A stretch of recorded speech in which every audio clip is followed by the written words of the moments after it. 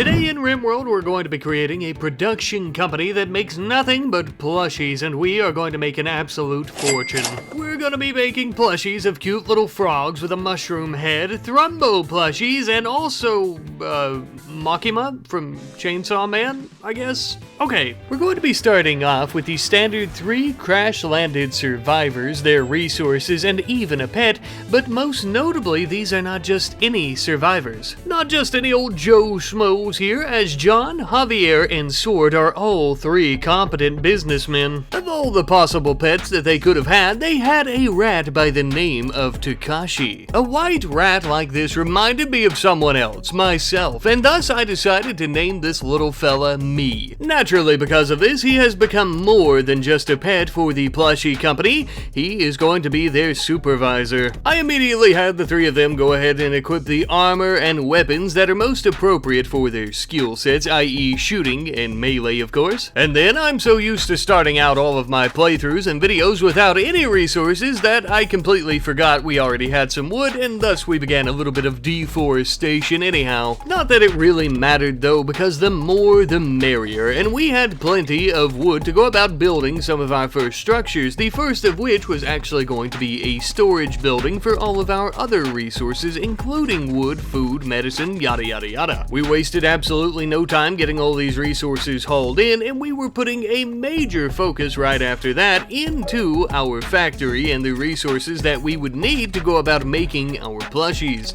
We began actually creating a very large field where we planned on growing some cotton for cloth, but this was interrupted. We had an insanely irate rat attacking our colonist, and this time around it wasn't me actually.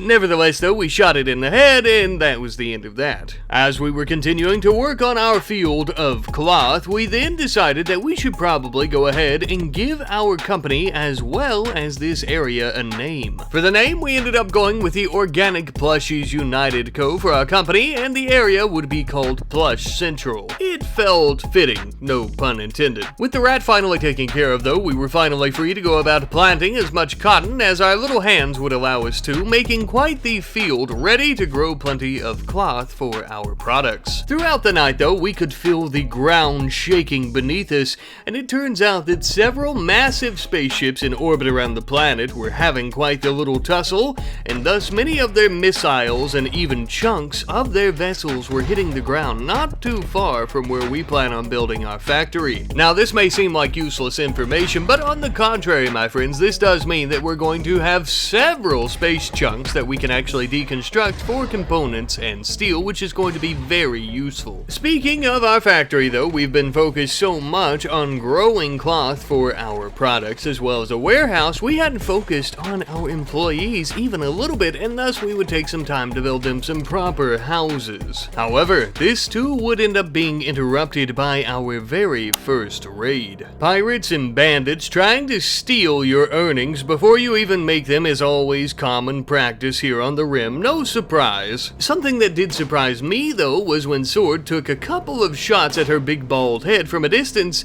and managed to kill her before I could even get footage of her getting shot. Well, in terms of our cinematic experience, that's a bit of a letdown, but at least we know our factory is in good hands, and also, I mean, she put a target right between her eyes, so kinda hard for him to miss. Now, as mentioned earlier, we're beginning to focus on ourselves a little bit. With our employees getting some proper housing, they would also need some proper meals, and to go about cooking those proper meals, we need proper food, thus we planted a little row of potatoes. And as we're waiting on all of our crops to grow before we go about building a proper factory, I also want to go ahead and begin making some proper pathing throughout our fields of crops as well as in between all of our structures. That way we have a good layout to begin with. Now that we've got a bunch of buildings thrown up as well, we need some proper power production, so we began making ourselves a little wood-fired generator, and I think this is going to be our primary power source as there's plenty of trees in the area. We do, however, need to complete the research for batteries so we can go about properly storing the excess power that we're creating, so that would be our very first research project, and we would have Javier jump right into that for us. It shouldn't take him too awful long. In the meantime, as our survival meal stash begins to get a little bit low, we started doing some hunting in the area, starting off with some rats. Not only would these rats be delicious on a shish kebab with some of the local wild berries,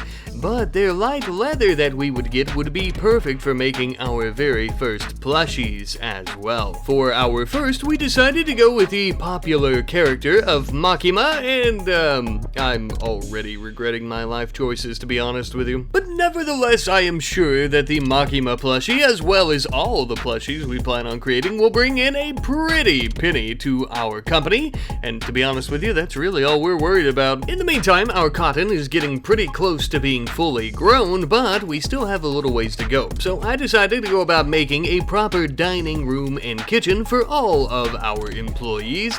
I ended up going with wood because, of course, it is the most abundant resource, as you well know. Nothing too special though, just a place for them to have some meals, socialize, and maybe have a smoke break on their 15 in between making our products. We would also finally finish up our research into batteries, and we would immediately go ahead and begin building some of those to store excess power. We then had an Outlander bulk goods trader arrive in the area, and we were more than excited to sell them our very first Makima plushie, which was actually worth about 81 or so silver. And I must say, though I was of course very pleasantly surprised by this, I was surprised nonetheless that these plushies could sell for so much. Truth be told, I thought it was going to be quite a bit more difficult to go about making money off of plushies, but feeling inspired by the amount of money that we could make, we immediately began hunting down several wild pigs in the area and took them straight into the kitchen where we would slaughter them for plenty of meat for us to eat, of course, but also for that precious leather. By this point, our crops were finally fully grown and ready for harvest, baby, which means we're about to have a smorgasbord of cloth. But that also means, of course, that we need somewhere to store it, so it's finally time for us to go about building our factory. Not only will we have a section of the factory where we actually go about making the plushies, as I'm sure you could guess, but we're also going to have a much larger section solely for the storage of textiles that we plan on using. But it looks like a bunch of pig pirates have some other plans for us, and their other plans entail coming in, scalping and disemboweling us, and taking what little bit of pennies we've made so far. The issue here being I haven't focused on defenses at all, mostly because I like a challenge, but also because I was really just focusing on getting all of our cloth grown and our things built like our factory, so we had to rush to build a few spike traps. By the time that they were finally ready to attack, we had quite a few thrown up, and they would immediately come in handy. Because of the thick rain, the visibility was next to nothing, and thus the first pirate easily stepped on several traps, killing him. The others, however, realizing their allies' blunder, would hide in between the alleyways of our structures and start something of a shootout with us. After teaming up against one of them, we killed her and then began taking her combat pistols to take on her last remaining ally. With only one more to go, yet another long, drawn-out shootout would begin, although this pig pirate proved to be a little bit more difficult with a machine gun. But yet again, using the powers of friendship and teamwork, we would manage to win another victory. Ah yes, finally safe and sound. You know what though, I think we might actually need some proper defenses pretty soon, otherwise we might end up not winning the next battle against some pirates. But first, we have more important matters other than defenses, product, and profits, baby. We're gonna finish up this factory with the warehouse and also the production area, and not only that, we are going to go about harvesting our first large yield of our cloth, that way we can get it all brought in. Listen, I know I just said that we need to work on defenses, but my god, people, listen, think about the money that we could make if we just, put the defenses off a little bit longer. We currently have quite a few Makima plushies in storage, and we also plan on making plenty more, and as you can see, the current market value for one of them goes for about 150 silver. Of course, we end up making around about 80 or so, but still, that's a lot of money. We were going to try to diversify our products a little bit though, as we didn't just want to make Makima plushies, so we would actually begin making some Thrumbo Lego plushies as well, and eventually we had quite a few of those in storage. Now, I will say that they are quite a bit cheaper, with their market value only being about 72 silver, but having this diversity in the type of plushies is very important. In the meantime, we also had a timber wolf out in the woods become quite hungry, saw some of the bones we were throwing out from rats and raccoons, and decided to self-tame. She could be our security dog for the premises, and I would end up naming her Stuffing for obvious reasons, because, well, plushies have stuffing on the inside. Not only would we have a new security dog though, but we would also go about taming some of the local donkeys in the area, as we needed some pack animals for all of our plushies as well. With at least one pack animal though, we could do a lot of hauling, and thus we would go out on our very first trade mission to some nearby Outlander towns. That way we could sell all of the plushies that we currently have in storage. Sword, being our very best negotiator, was the one that we had sent, of course, and he would end up returning back home sometime later. And on this, our very first trade mission, we would end up making 3,468 silver in total. Oh baby, I told you, didn't I? Didn't I tell you that there was money to be made here? Oh mama, I can smell it rolling in.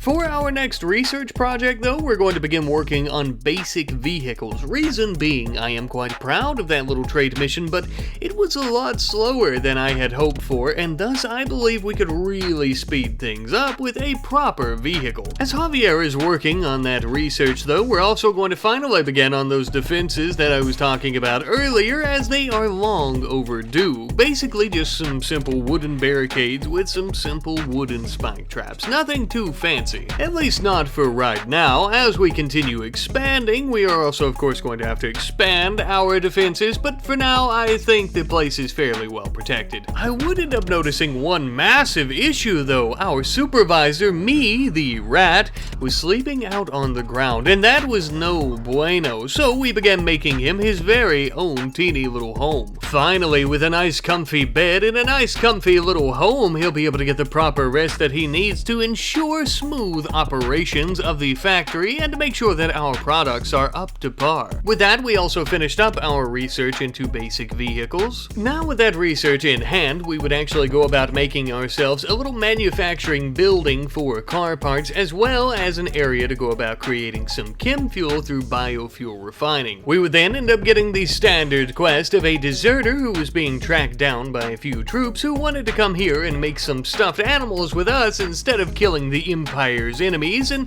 of course we would accept. But as previously stated, that does mean we're going to have to fight off a force of Imperials who were hunting him down as well, landing in drop pods a couple hours later. We immediately began putting a few lead bullets in the backs of these noble ruffians, one of which happened to have a resurrector belt or something to that effect and had to essentially be killed twice. After he had finally met his end though, we had two more to go, as the third had already walked across one of our spike traps, killing them instantly. As this little shootout began, our newcomer was shot in the head and killed instantly, as we had to fight off the remaining Imperial soldiers alone. With our enemies finally beginning to flee, it would seem that we did indeed win, but with our newest companion dead lying out in the rain, I have to ponder, what was the point of all that? Should we have even accepted that quest? Well, none of our other employees died, though they were quite injured. We were able to tend to their wounds pretty easily. And you know what? All those Imperials that we killed had some pretty nice weapons, including a Gauss rifle, so I would call that a win. But now with all that death in the past, we can finally begin focusing on the present once more by building plenty of car parts and refining plenty of fuel,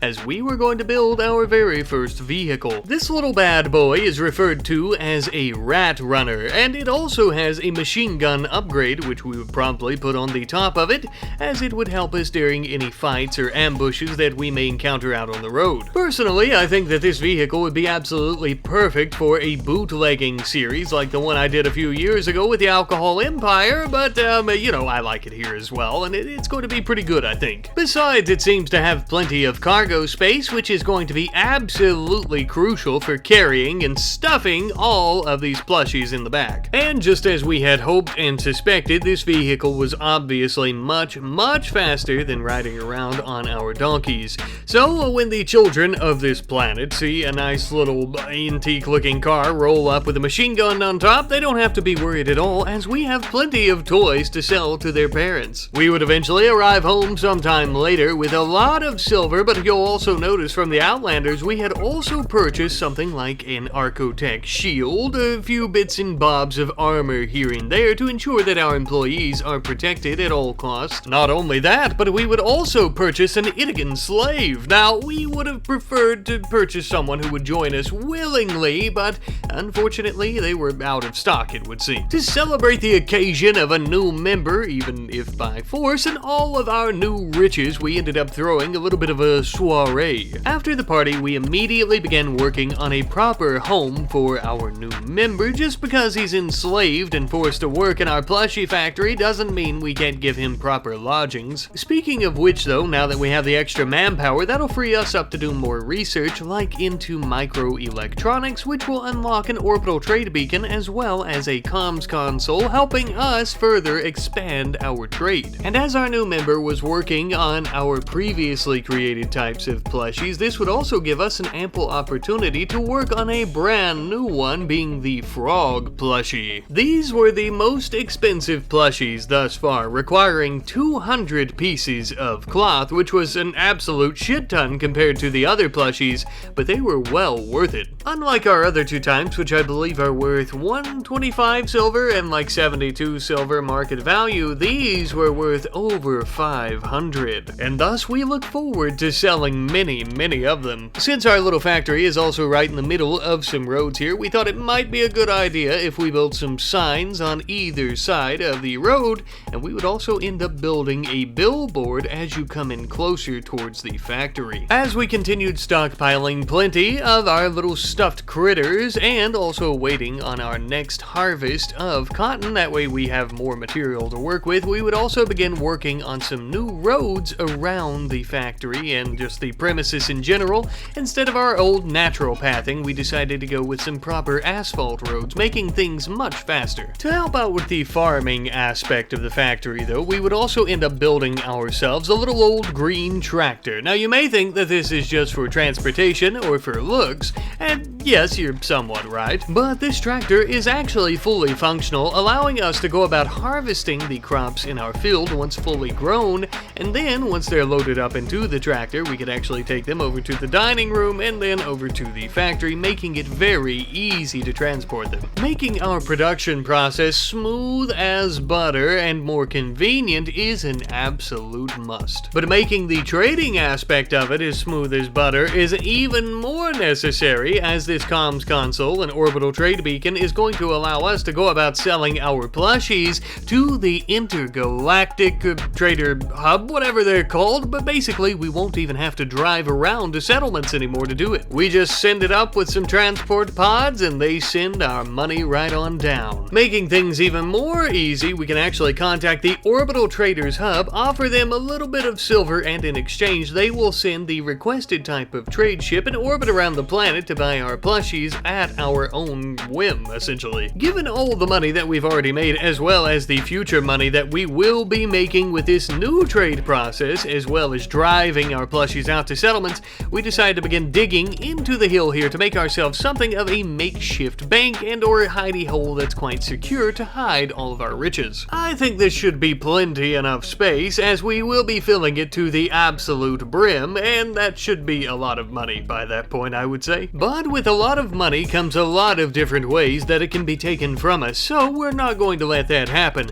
We're going to be upgrading our defenses once more, and as you can see, we're cutting up plenty of limestone, as it is the most abundant stone in the area to go about using for some walls around our factory and around our little town here. Obviously, limestone isn't exactly the most desirable stone to use for some walls and or for defenses, of course, but these walls are more or less just around our barricade barricades and traps. That way we can try to force our enemies to go over the traps and thus killing as many as possible. Once that was taken care of, really the only thing left for us to do was to make more money, and we surely would do so. We did a lot of trading with Trade Caravans, as well as with the Orbital Traders Hub, more so with them I'll say, because we could pay a very small fee and request a new trader every few days, which was extremely easy. And to be honest with you, this little challenge was no longer a challenge. We had a lot of money. And with that, not only have we made a plushie factory, but we've also made an entire plushie company. You're probably tired of hearing the word plushie by this point, and we've made enough money for me to end the video. So, you know, see you later, I guess. That was really fun.